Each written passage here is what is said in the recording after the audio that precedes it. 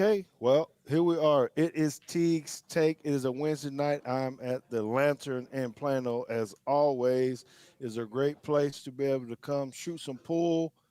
I am going to have to win again tonight at pool because someone showed up. I'm not going to call his name. He tried to bring a gift with me. He had his really nice tied in Texas vest, trying to tell me, hey, man, do you want one of these? This kind of thing. And I was like, bro, I'm not going to let you win at pool. But John O is here as well. The ultra Bama fan, y'all need to make sure you visit Tide in Texas. Go check out their gear that they got in this vest that I have. You know what? Toss me that vest real fast so they can kind of see because I'm a vest type of guy and I like this type of stuff. Marvin used to wear this type of stuff under his football pants. Whoa, whoa, whoa, whoa, whoa, whoa. He thought he was pretty and all that stuff. But time out. I ain't introduced you yet. I ain't introduced you yet, man. You can't talk. JT, you know how to mute him? Can we mute him just for a second? But listen, we got a very special guest, man. He is the hard hitter. And that's why I wanted to have him on here because he speaks facts. He speaks the truth. He knows the game of football. Had one of the biggest plays in Alabama football as well, particularly against LSU. He's all SEC, all everything. But I'm learning so much more about him just as I'm becoming more of a friend with him. He is an entrepreneur.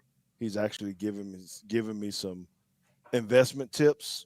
And things of that nature. A lot of times when you're talking to athlete to athlete, we're not always talking about that. But he gave me some great clues to be able to maybe capitalize and make some more money. So I'm very grateful for that. He is also the host of the Bama Standard, as we talk about. We love going on there. JT stood him up last time, didn't go. So it was just me, and I got railroaded by a whole lot of them. So me and JT going to come on there and just kind of – we're going to bum rush the Bama Standard.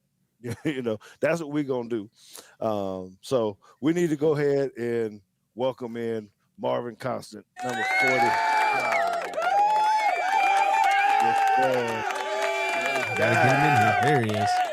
There he is. All right. I didn't say, welcome to JT as well. You guys are very familiar with Yeah, I'm always here, though. Who JT is and what he does. And, man, he's always doing some great things because tonight you're going to see some new technology that I don't know if he built it, found it. I don't know what happened to it. That absolutely did not build it. Oh, well, you can take credit for it. We'll just Please don't talk about building technology. My head is hurting from my week already. So what is it that you do now? You're out of football. Why don't you tell everybody kind of what you do? I do data migrations as well as my team builds custom software solutions.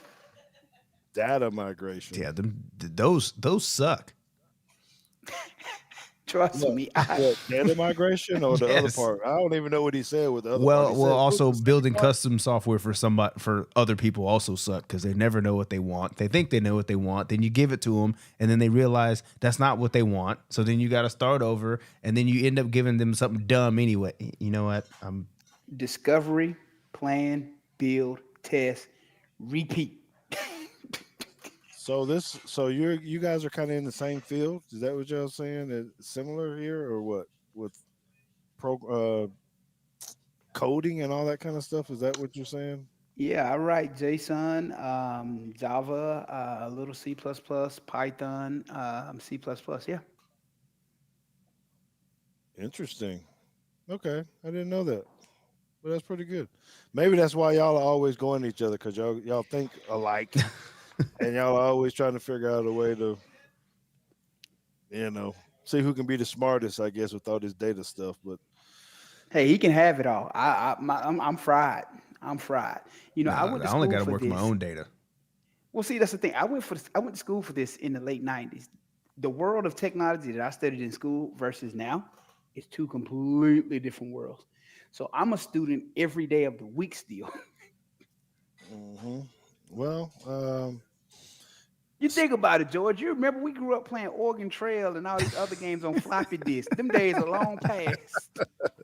Hey man, they don't even know what a floppy disk. When you say floppy disk, what for the young folks, which I've looked at our demographics on our channel. We don't actually have anybody that's that young, but If you don't know what a floppy disk is, it's the save icon. If you ever wondered what that is, George, I got $100 says JT does not know what a card catalog and a fish machine is. no. No, he doesn't. JT was on the cusp. He's 30, so it wasn't too. There's some things that he was around. My daughter, she's a little younger. There's a lot she hadn't seen, but it doesn't matter. What we have seen is Alabama kicking the hell out of LSU. All right, and I know when I came on to you guys' show on the Bama Standard, I was uh we all were kind of confident that we had a chance to win, but we thought we might struggle a little bit more. So Marvin, how did you feel about the game? Did it come to surprise you that we were able to score as many points as we did? It didn't surprise me. I figured we'd have a good output of points. The score that I predicted for that game, I think it was 31-24 is what I predicted for that game. So, had Daniels not got hurt, LSU probably would have kept the ball a lot longer and it would have been a lot closer score than, I think it was what, 42-28 was the final score? Uh, 42-28. yeah, that's Yeah. right. So, Jayden Daniels gets hurt, and that changes the dynamics of the game because now LSU is going to have a lot more 3-and-outs, which means our offense got to possess the ball a lot more. So I'm not mad that he got hurt. I get it. It sucked, but it worked out in our favor because he was killing us. Now, You hold bring it on. up, of So course, I do just want to remind everybody that Alabama was already up 2 touchdowns when he went out of the game. It wasn't like he got hurt and then they went up 2 touchdowns. It was already 42-28 when he got hurt. I get that. But the man leads comebacks and he leads them well. I'm not knocking him. I'm not taking anything away from his game. I've watched him since he was a freshman at Arizona State with Herm Edwards. The kid can play. So that's why I was like, don't think that this is going to be a walk in the park with this kid. So, even though he got hurt, there was still enough time for him to still do damage. So again, I'm not mad that he got hurt. I'm like, hey. Well, and that's such a sore subject for everybody because I'm tired of seeing all the memes or whatever them calling them, our player a dirty player. I don't know. I'm not saying we need to dive into it because I don't. Football is a very violent sport. It's very subjective when it comes to certain things, particularly with targeting and things of that nature. So, hey, I man, mean, here's the reality of every time you walk across those white lines, there's a chance you might not walk off that field. And that's what you sign up for. especially if you're the quarterback, right? But any position, that there's a Mhm. chance that you might not make it off that field unassisted, or you might not make it at all. That's the reality of the sport we all play. I've been Mhm. there as well. I had to get carted off. It's not a fun feeling. You never know when that last time is going to be. Yeah. Did they have to put a extra pillow underneath your head, or what? What size cart did they have to have for you to? I'll tell you a funny story about it real quick. All right. So when it happened, I knew immediately I was screwed. I knew it. And I'm laying there, and my heel is in the center of my back, and I'm laying on it. It's underneath me. Ah. Rodney Brown, I know you know Rodney. Rodney comes out along with the doctor at the time, and they're trying to move me to pull my heel from underneath me so that they could, get me in the brace and stabilize me. I cursed Rodney Brown out so bad, and I told him, "Damn it, just let me lay here." Mhm. I did not want them to touch me. Yeah, but it's a scary feeling. I know at that time your mom and your family and everybody else get really worried about you when you're laying out there on the field. So I understand the other side too. But I'm not a apologist about the way that we play football because people this is with the tush push. People asking about the tush push and should it be outlawed? So is someone going to get hurt? I was like, you do realize people can get hurt like on any I will play. say I am surprised that nobody has gotten hurt on the tush push yet. That it shocks me every time that somebody's knee ain't been rolled up on or ankle or something. But that's actually one of the safer plays that they're running. You got a better chance of getting hurt with the lineman pass blocking and somebody falling into the back of his Yeah, that's true. legs. I just figured there'd be a little bit more dirty antics in there. You know what happens under the pile when everybody's in there and someone's literally bear crawling at your legs. I would think there would be some hands in the face mask or under a face mask under that pile and trying to poke a Hey, couple hey, hey, hey! eyeballs This out. this isn't when you played. Nobody has a forearm pad full of nickels down there punching people. They outlawed all that. That's over and done with. Oh golly. Well, you know. Okay, so I want to ask you about our linebacker play because you know much about it. Me and JT are going to show some plays a little bit later um, for people to see, and it's really I I want to give a precursor because we're going to talk about the empty set, Marvin. Okay, when you know there's a chance that the quarterback is going to run it, and you're the linebacker back there. What what what are you looking for? What were you taught? What is it that linebackers really need to be looking at when you got to run a quarterback and there's no running backs in the backfield? Anytime you have a running quarterback in that empty set, that mic in that wheel, they ought to be communicating. That ought to be some type of two-man rat where they're passing that QB off if he runs. So again, depends on what happens because if it's cover one, then more than likely one of those two linebackers is going to have to cover whoever's in that slot or that tight end or H back because they're going to be closer to them. So, but you're going to have to communicate with that other linebacker so he knows if you're taking off, he's not responsible for that quarterback. That's one of the reasons why I don't like running cover one in empty sets because all it takes is that quarterback to beat one person, and he usually has 20 to 30 yards to run because especially if you have two or three verticals in a post, those DBs and the corners and safeties, their backs are turned. They can't see it because they're in chase.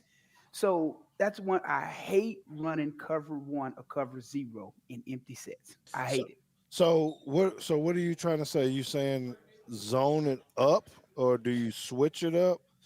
I mean, I don't. You don't have to say anything yet, JT. I see what you're saying. So to say I see how we you're have rolling we it have an up. empty check that I think would satisfy exactly what Marvin would want to do as a linebacker.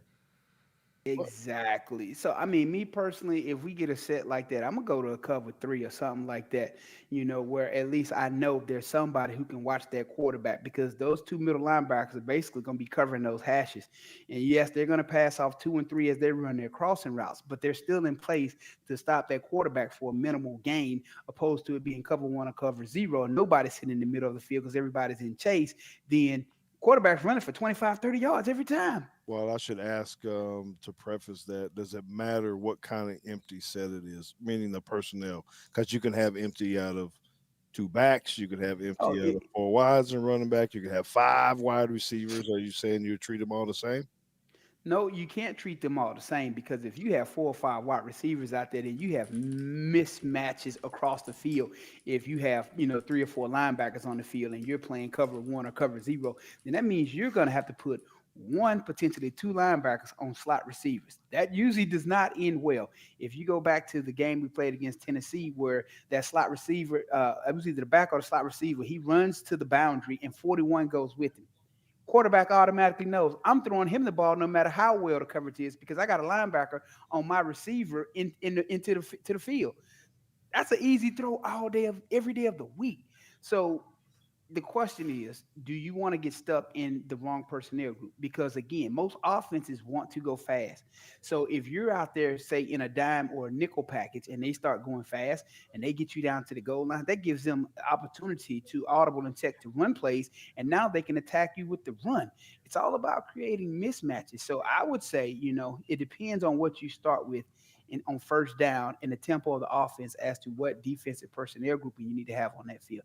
And if you can, audible to a cover three so that you have somebody in the middle of the field with the mobile quarterback. Okay, and I do want to go ahead and say right now for those of you that are listening to this, not live but post show, and you're listening to the audio version, JT and I, you need to go back to our YouTube page, Teague's Take Podcast, okay, on YouTube, because we're actually gonna let you see some of these plays. We actually have two different empty sets from the LSU game that we need to talk about. They both went for a touchdown, and the other one went for some yardage. Um, right. So we want to be able to discuss that. So make sure that you come back in and and tune into that. Okay, so Well, hold on before we move on. We got a question for Marvin out of the audience. That one is: does your book apply to folks in their 30s? I need to make some changes big time. Late 30s, 40s, 50s. Yes, it applies. The guns are real, baby. They are real. and real about this thing. This thing, look at it, man. This is a he always trying to flex on somebody. Then No. But in all seriousness, though, it's a different approach in your 30s, 40s, and 50s, especially because the body doesn't recover like it used to. Man, I used to bench 525. You couldn't pay me to get under more than 205 right now. It's all about understanding what the body can take at this age. Proper nutrition, proper rest, proper hydration, and just fueling your body appropriately. Not Well, giving it too tell much. us what the name of the book is. and how to get Physical and mental fitness at 40 plus. You can find it on Amazon, or you can go to my Instagram and there's a direct link on there. You gotta. Instagram is constant45. Is it an ebook too, or is it only paperback? I didn't do an ebook. I only did paperback because you can actually write in the book and track your progress. It's 3 different 6-week workout programs in there. One for beginners, one for intermediate, and one for people who've been doing it for a while. So in theory, if you're just starting, you have 18 weeks worth of workouts where you can build up and actually get yourself into pretty decent shape after those 18 weeks. okay, but it seemed like you'd want to have something. Both of y'all are like these computer dudes, and you telling me I need a book that I got to write in. You can't send me something I Hey. can type in and Well, I asked what is this? because I don't the physical books they don't get read. Well, the physical book allows people to write in them, erase, modify, Yes, change. what Marvin is saying is the book ain't for me because I'm not. I can't bring myself to read the paper version. He said over 40. That's what you're trying to say. He said it's for me, is what he's saying. Yeah, over 40, this generation, we'd rather read and write. Well, JT, you don't even know how to write in cursive. Why are we That's having not this true. discussion? he They know, he stopped know how to, teaching cursive to him, he know how George. to write one letter in cursive. That's J. The first letter is A, Oh all the my rest of them are God. printed. And maybe the T. That's That is it. all he know how to do. Shoot. Kids lost. Everything print and type. Yeah, shoot. JT, were you around when typewriters were around? No, No, Were you a typewriter? no. Oh no. man, you had to, Typewriters were old. They were still around, but they were not. It was not normal to have a typewriter. oh, you don't know what it was like to write a paper on a typewriter if you messed up and you had to go back in and fix it. Yeah, you couldn't just erase it, Unless you had White one of out. them really fancy. Yeah, you had to put the little thing on there, then man. Woo-wee. Anyway, you better catch it early too, because trying to get that paper line back up right. Right. There, see, John O over here got throwing the cue ball off the table already. my Don't God. even know how to play John, pool. sit Look at down. Sit down. Watch the It did. show. You can embarrass Yeah. yourself later. And then he chucked the cue ball at somebody. Man, I'm telling you. What is this? Anyway. Okay, so we only got about 5 more minutes with Marvin before he has to get to. I'm actually going to be free for Right. about 10 to 15 more. I thought this was an hour early, the time difference, because I'm doing a lot of pre-migration activities for something I have to get up at 5 o'clock in the morning for Oh, in the Jesus morning. Christ. Mm-hmm. Huge migration. So, I just had to make sure everything was done for this. Okay. Well, I'm glad you clarified that because I thought you said pre-ejaculation for a second there. I was like, what? He getting a little too serious here on the show. Man, we don't need to do that. Migration activity. Okay. So, well, let's talk about, and I haven't studied Kentucky enough. What are your thoughts on this next game? Well, first, I got a question about Kentucky. Okay. Okay. So, I guess a couple of questions. From an outsider's perspective, how do we feel that Kentucky has been with Mark Stoops as the coach versus what we expect Kentucky to actually be? Are they above where they should be? below right where they are, where they're supposed to be at. Because I mean, they're still, in my opinion, still a basketball school, even though Mark Stoops and John Calipari are still having Twitter beef over this. Marvin, you go first. What do you think? Well, I've been watching, Kentucky's football the past few years since Stoop has taken over, and they've made significant progress. Honestly, I thought this would be the year that they take that final step to actually compete with the big boys in the East. But, when they went to go play Georgia, that showed me a lot about them, because how do you have the performance you had against Florida one week, and then a week and a half, 2 weeks later, you play Georgia, and it's like you pissed it down your leg. You can't play so great against one school, and then you at home, and then you go on the road, and it's like you have no desire to be there. They let Georgia do everything that they wanted to do to them. I thought Kentucky, after seeing them play Florida, I thought they were a more explosive offense than they really are. So I'm assuming that it's just the level of competition that they've played as to why they look the way they look early on. But again, and this is what you Stoops is what, third, fourth season. So by this point, No, they no, should no. be. No. Stoops has How long has been he there been for a there? while. I thought it was like his fourth season. So he's been there longer than 4 years. I'm going to double check because That's long enough to be good anyway. Right, but he should be at a point to where that no, team is Marvin. performing better. Marvin. This is his 11th season. What? I thought he was. Oh, he's been in Kentucky that long? Yes, and he just got his first road SEC win. I don't know why I thought he had just been at Kentucky for 4 But years. that's why I wanted to ask the question, because I would have told you, yeah, but Mark Stoops has him overperforming what you think Kentucky's supposed to be. And then when I realized that they beat Florida on the road, and that was his first SEC road win in a decade since he's been there, I was like, okay, maybe I need to readjust how I've been viewing. Dude, there's still Kentucky, man. Like you said, basketball school. I mean, you can try to get You play high Vanderbilt profile on the road coach. every other year. You haven't beat Vanderbilt on the road yet? Exactly. And again, the way they beat Florida, I expected more out of them, on the back end of the season. But clearly I was wrong, because that trip that they took to Athens, that was ugly. It got ugly fast. I And I would I would question this, and I don't know. Maybe it's something we can look at, or you guys can plug it into one of y'all machines and figure it out. But I would figure out, does Vanderbilt overall athletic program perform better than Kentucky's overall program? Meaning, who has more wins and losses across the board? Softball, baseball, Oh. football, swimming, all this kind of stuff. Because I'm thinking Vanderbilt actually brings in a different type of athlete. They both have to have the same high standards in academics and all this kind of stuff. But I think Vanderbilt might do a better job of recruiting athletes. Vandy cheat though. Was their locker room hot pink? No. Was their visitors locker room hot pink when you played at Vandy, or did you have to play at Vandy? I did play at Vandy 1 year. I got hurt there. That's why I remember it for sure. But their visitors locker room, it's small and painted hot pink. I don't remember the hot pink part, but I remember it being a terrible stadium. If the visitors locker room is painted hot Well, pink, and Vandy's small, and we were Vandy's PO. stadium is still under construction right now. They have their scoreboard hanging from a crane. And they No, got too I much think I'm playing. money. I'm serious.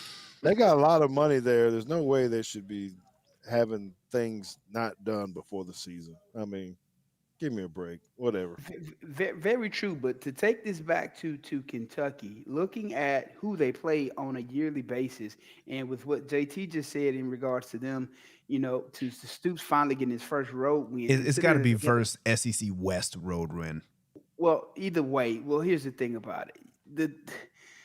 The teams that they're playing, they should perform at a higher level. Come on now. If you're playing Missouri, South Carolina, Vandy, I mean, the teams that they're in Tennessee has not been relevant up until recently. So they've been playing a lot of very horrible teams. So what's preventing them from making that final push to being a team that's actually above average? Mm, I don't. I don't know, man. I really don't. I was expecting more out of him to answer JT's question. I would expected it more, just the same way Marvin said, coming out very fast. But my thought was, or my answer is, I think they're where they need to be just because of who they are, Kentucky. I don't think we can expect them to be competing for championships ever. Um, they get lucky every now and again. Kansas get lucky every now and again. They got the one big, humongous quarterback that came in and couldn't no one tackle or stop. I don't even remember that quarterback name. Man, Uh, look, what? there's no. I've seen Missouri in the SEC championship games more times than I've seen Kentucky. Missouri How many won the times that East, what been? their What? first 2 years in the SEC. Both everybody that came in was good when they first got in. Texas A&M was good when they first got in. But they didn't win the West their first 2 years there like Missouri did, though. I think then Missouri. It was either their first year or their Yeah, it first might two have been years. their Missouri first won the two. East. Yeah, they were there 2 years in a row. Now they got smacked by whoever came out of the West. They got a couple good recruits early on. Then they had Chase Daniels and a couple defensive linemen, Sam, whatever his name is.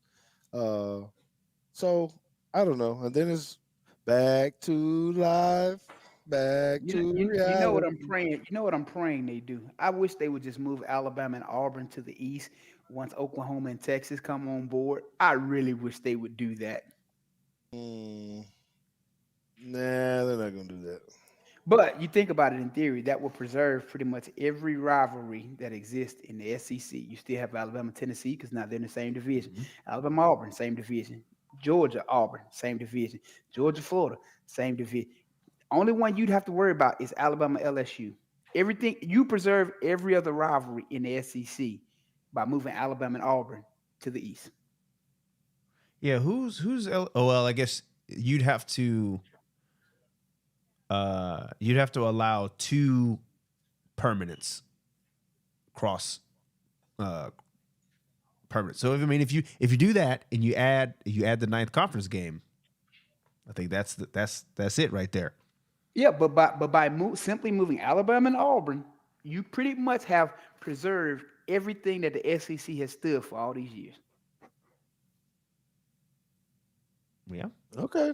I don't know. I have to go back and look at that, but you know, I know you on point with everything as you always are, particularly with your show. So tell everybody about how they, find you again, You can with your find podcast and your social media stuff.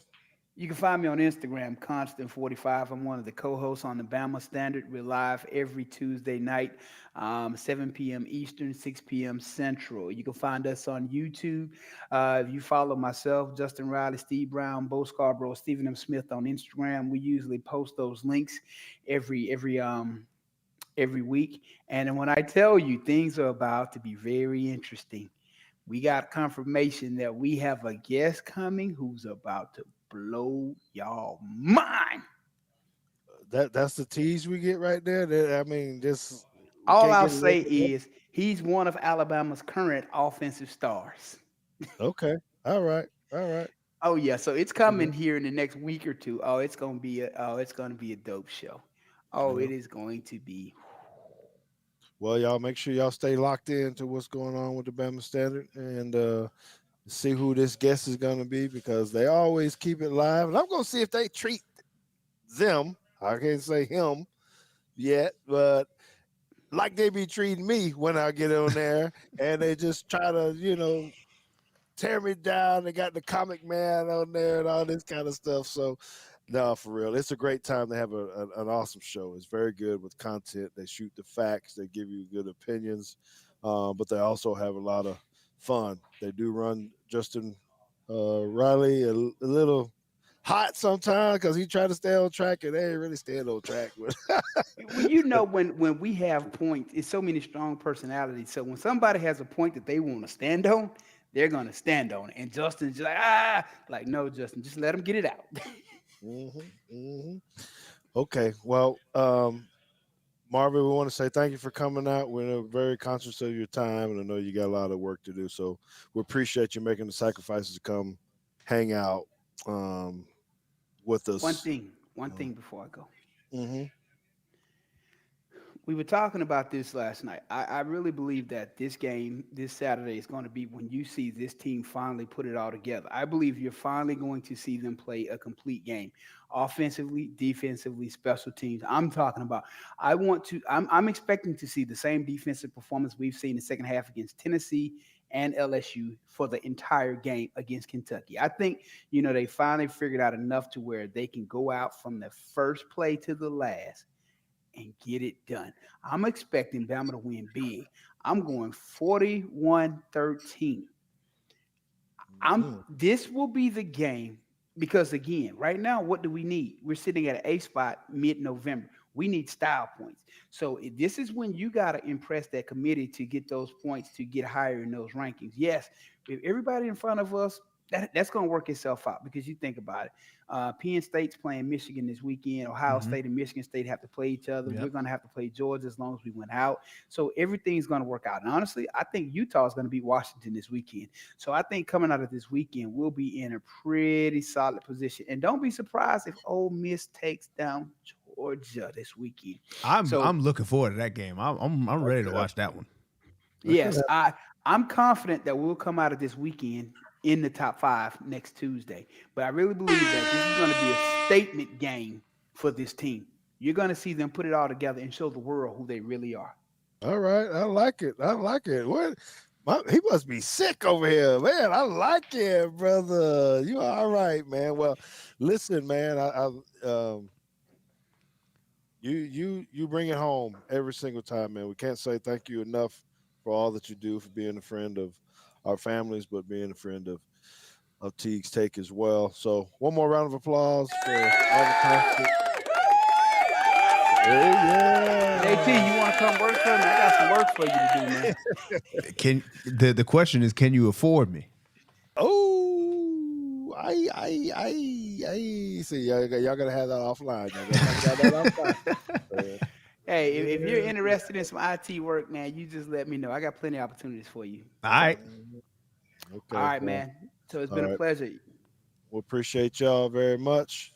All right. Y'all take care. Yeah, thank you. All right, man.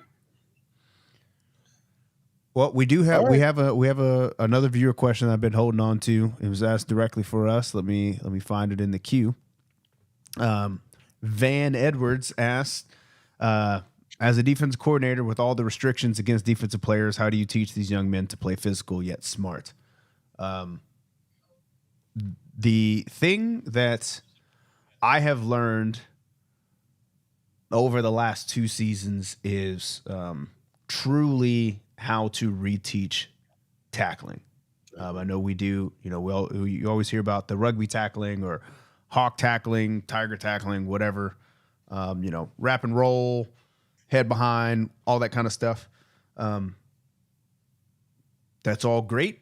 But the real revelation that we had this offseason was learning how to teach our players to tackle with proper technique and get reps at it throughout the entire offseason without the pads, without having to go, full tackle all the time. So not hurting yourself in practice. Huh? Not hurting yourself in practice. Yes. And even just being able to say, hey, in January, we're going to spend 15 minutes today working tackling, and we can do that without having to have our helmet and shoulder pads and all that kind of stuff on, from breaking it down to just the approach, tracking the near hip, striking with the same leg, same shoulder, widen and quicken, all those things that we always talk about. We started doing it in the offseason last year. We'll continue doing it in the offseason this year.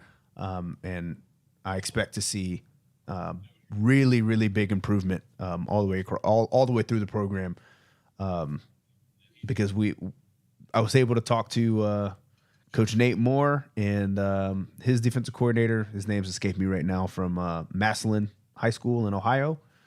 They're a very big program, and I really liked what they were showing in film on how their players tackle and how sure of a tackler they were. And you weren't seeing you weren't always seeing big hits. You were just seeing guys on the ground.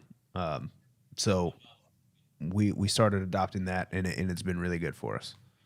Yeah, I think he's right, JT. And you guys are right on point with that. Just try to get ready in the off season. I think you don't have to be in full pads like back in the day. It felt like you needed to be able to really need to be able to hit somebody, but it's truly what JT was saying: being able to track the hit, taking the right angles, and putting yourself in the right position before you even get there. Then once you get there, keeping your head out of it and striking appropriately to keep everybody safe. Yeah, because I mean, we've started breaking it down to different types of tackles, right? You've got tackles that are in a phone booth. We call them profile tackles, where you have to, strike with the same shoulder, same leg, wrap, squeeze, drive for 5, and then you have those angle tackles, which we're gonna make contact, same leg, same shoulder, head behind, but then we're gonna wrap and roll from there. And the biggest pro from that, other than injuries, is there's no yards after contact on an angle tackle if you wrap and roll and put them on the ground right now. That's right. That's right. And you can go look that up anywhere. A lot of people call that the gator tackle, like you said, or rolling tackle. And it works. It's very effective, particularly when you beat.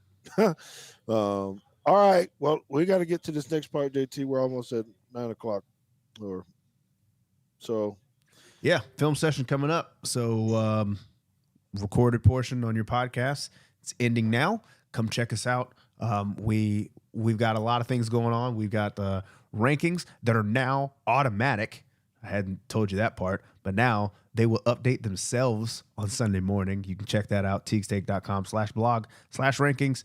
And we will have two quick takes, Friday, Monday, so long as I get to it. Otherwise, it'll be Monday, Tuesday, where we'll be doing some more film breakdown, just like we're about to do right now. So we're 45 minutes into the show. If you're listening to this on a podcast and you get on YouTube, go ahead, scrub ahead to 45 minutes, 35 seconds, and you'll catch us on the other side. See ya. All right.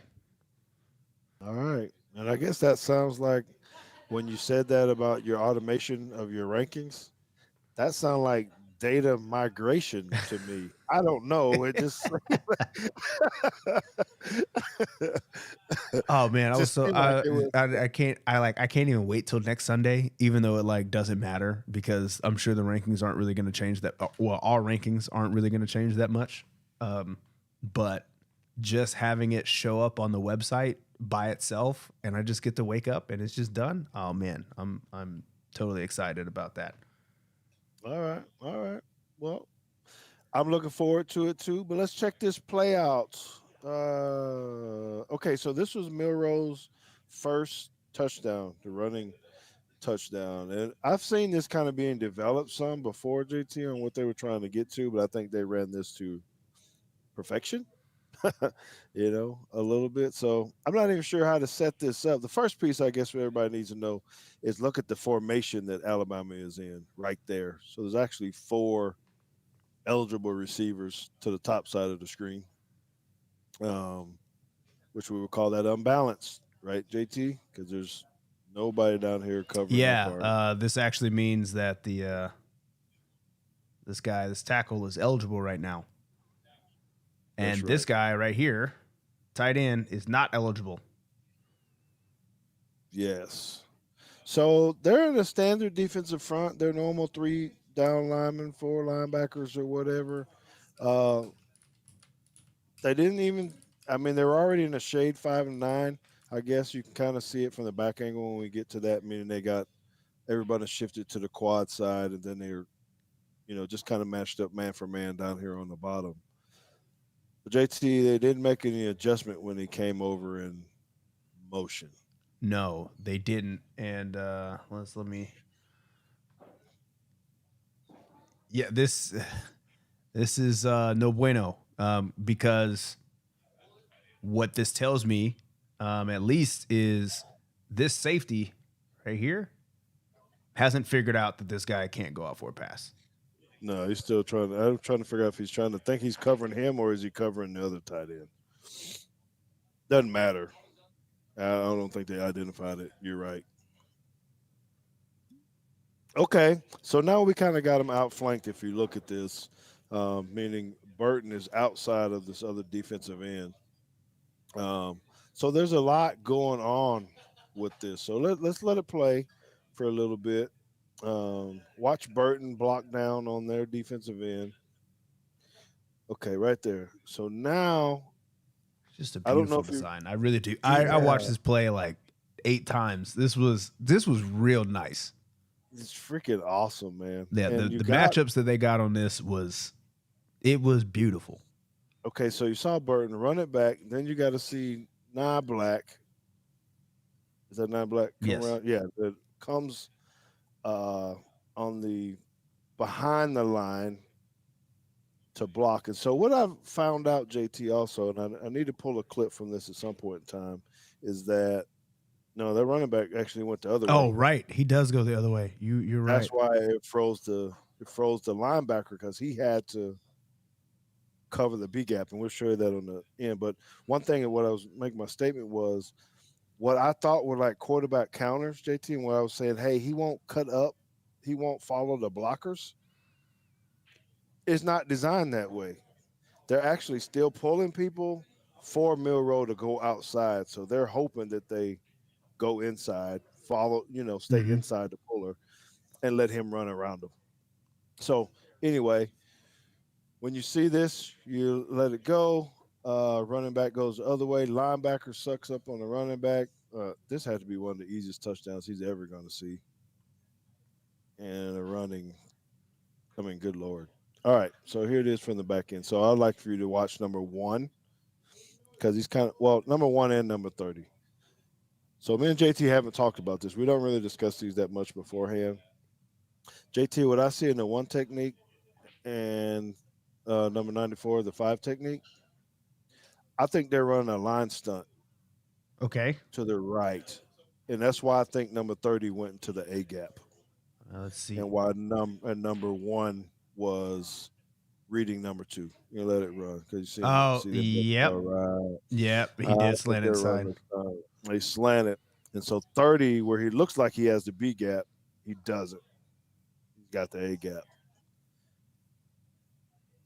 and he tries to get in. Now number one has no Yep. Number choice. one now was thinking because this is what I was looking at. I wasn't even really looking at the line, but he's trying to figure out here What the hell's going on? or here, Yeah, and he's got to make a decision.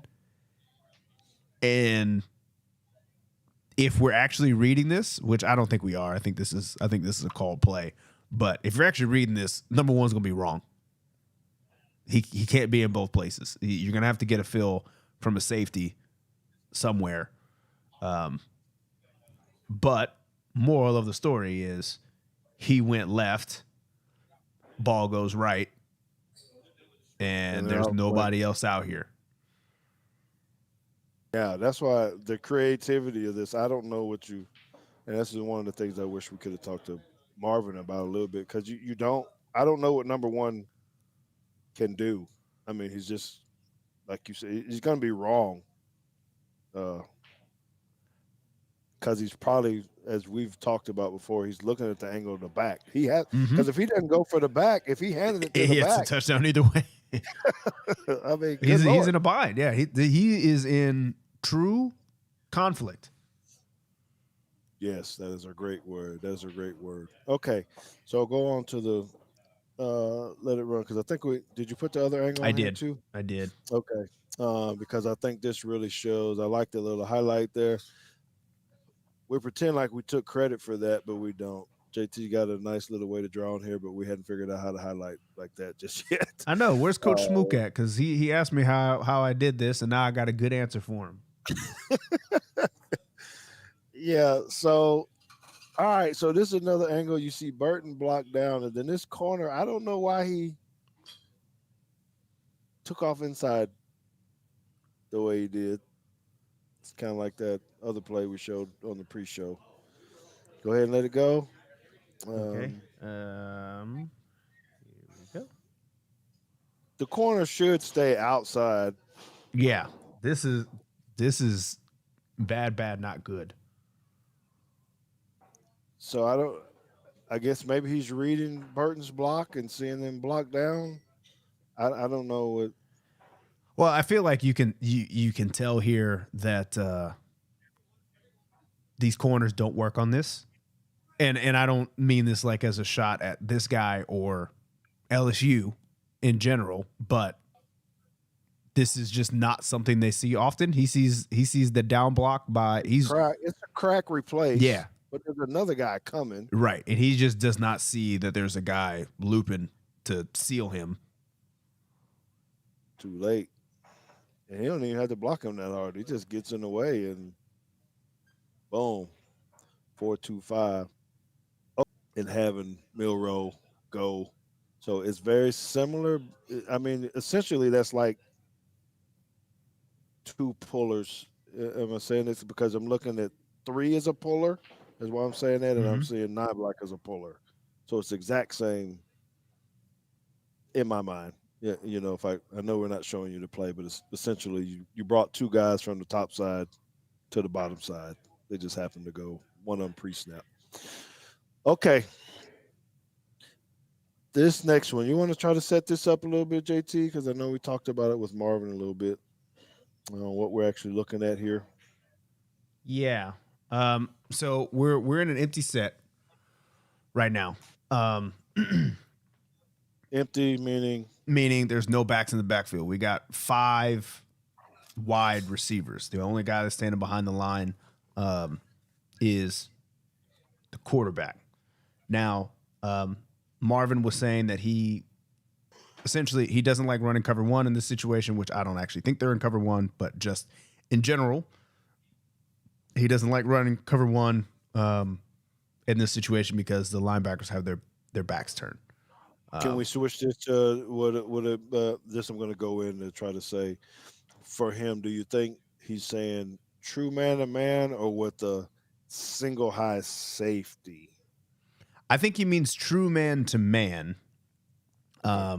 because his alternative was cover 3, which is still a single high safety.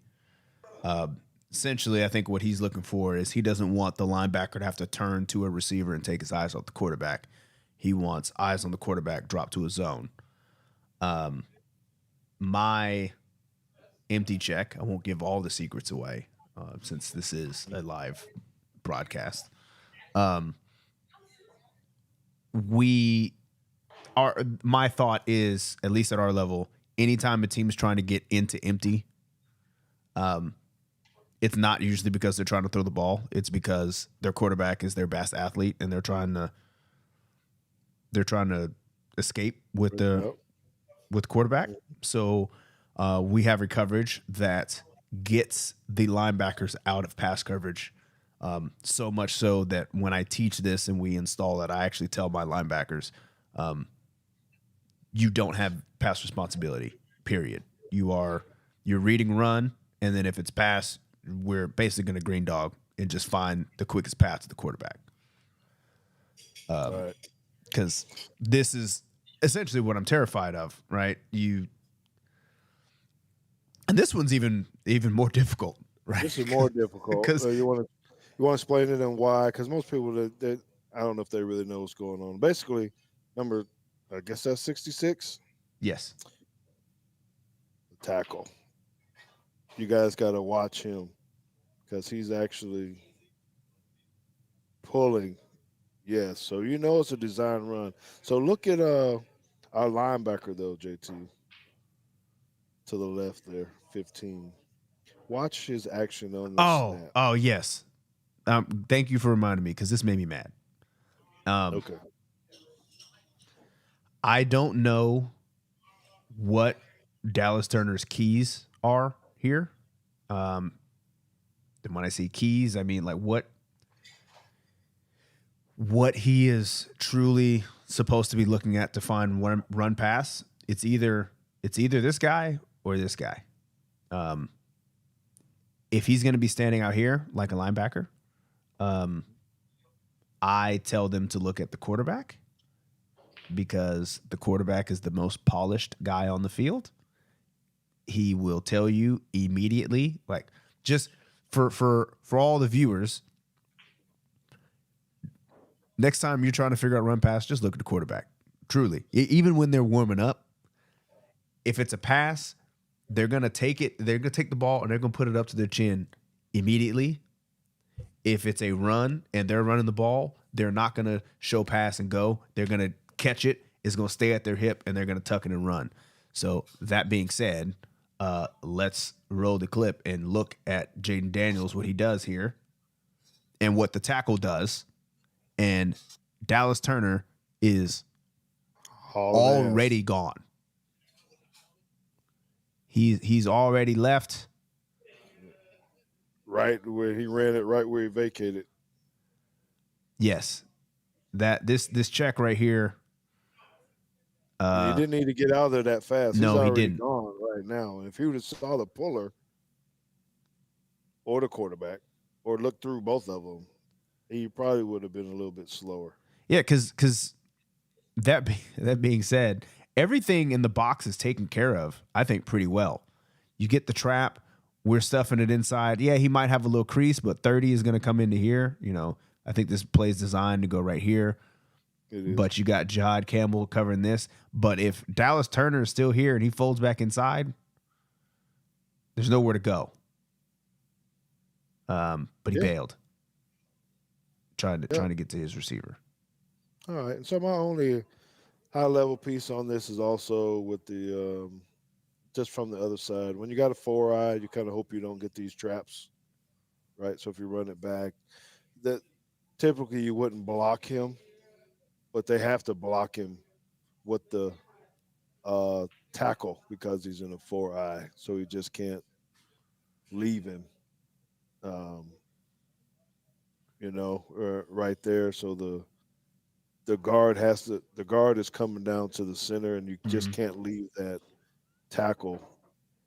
So I don't know, the terminology we used to use is basically, he need to wash him down into the hole, number 50 for LSU. Just take him and let 66 adjust, because he's essentially trying to get to number 30 as you watch. He's actually trying to get to him because he's gonna come off.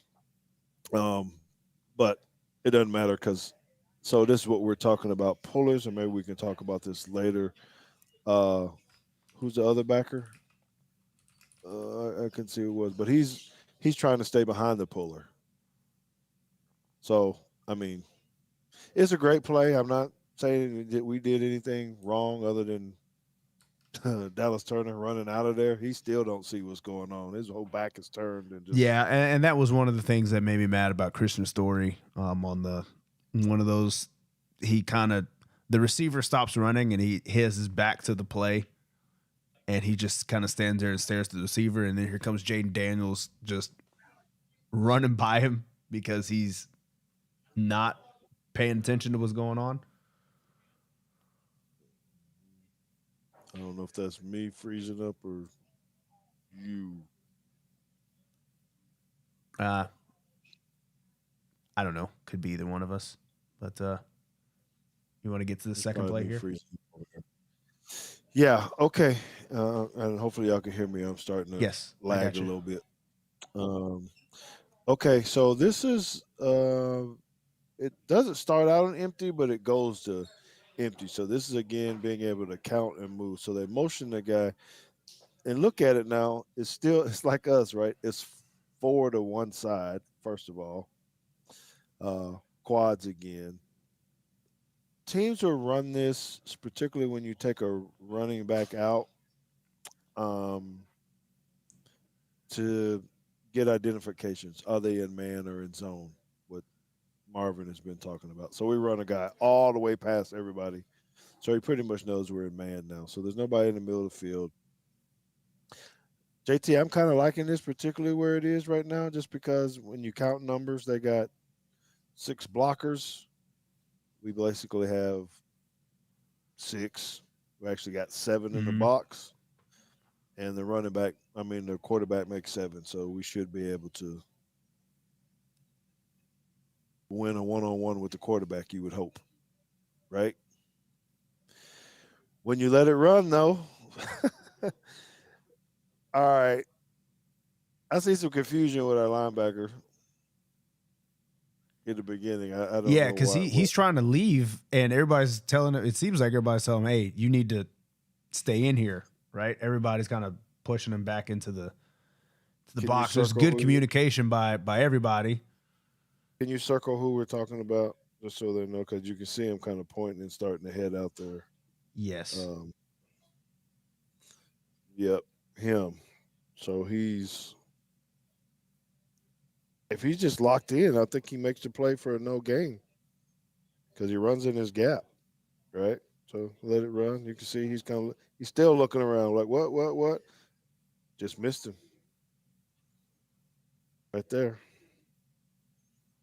So I I think we're in the right defense. It's just sometimes their athletes make plays Yeah.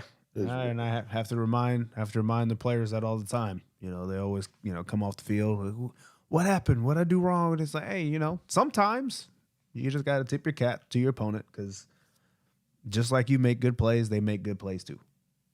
Yep, that's right. Well, he's one of the best in the league at what he does, and he knew how to make that happen. But whatever. Um, so those are the two plays that I kind of want to talk about today.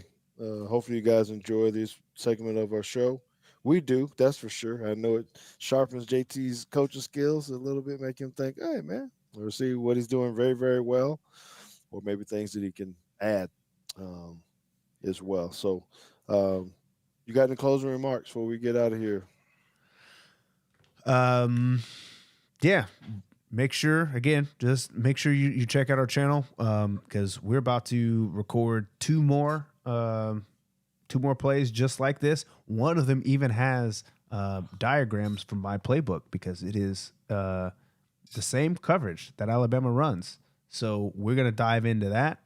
We're gonna talk about what went wrong in a defensive play um, with that context.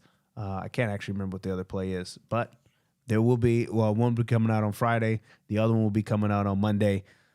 So make sure you head over to Teague's Take. If you're watching on the Bama Standard, you're not subscribed to them. Make sure you go ahead and subscribe to them. Justin says they got a new website at thebamastandard.com.